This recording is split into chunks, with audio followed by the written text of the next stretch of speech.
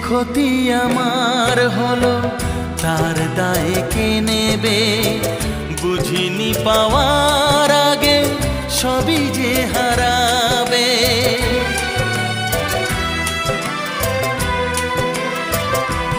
ও যে ক্ষতি আমার হলো তার দায়ে কে নেবে? বুঝিনি পাওয়ার আগে সবই যে হারাবে।